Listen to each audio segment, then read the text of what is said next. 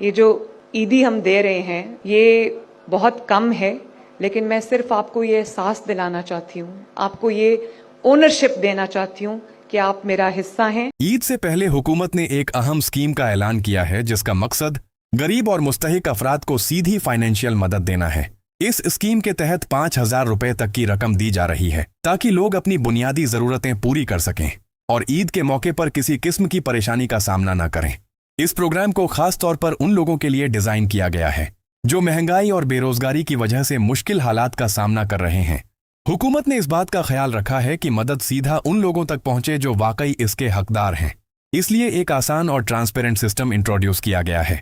इस स्कीम का सबसे आसान तरीका यह है कि आप अपना CNIC नंबर 870 पर भेजें, जिसके बाद आपको तुरंत मालूम हो जाता है कि आप इस प्रोग्राम के लिए एलिजिबल हैं या नहीं।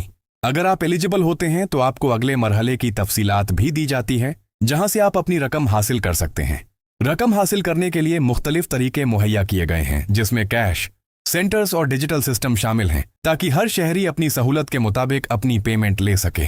ये सिस्टम इसलिए बनाया गया है ताकि लंबी लाइनों और भीड़ से बचा जा सके और लोगों को आसानी हो।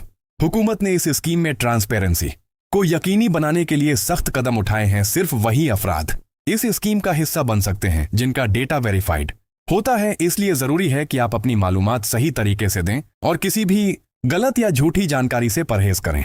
इस स्कीम का मकसद सिर्फ पैसे देना नहीं बल्कि अवाम को राहत देना है ताकि वह अपनी ईद बेहतर तरीके से मना सकें और अपने घर वालों के लिए जरूरी चीजें खरीद सकें। यह एक अहम कदम है जो गरीब तबके के लिए उठाया गया है।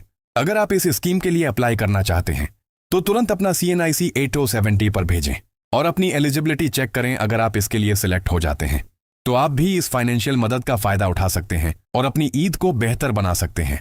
आखिर में यह याद रखें कि सिर्फ ऑफिशियल तरीकों पर ही भरोसा करें और किसी भी फ्रॉड या फेक कॉल्स से होशियार रहें। सही मालूमात और सही तरीका ही आपको इस स्कीम का असल फायदा दे सकता है।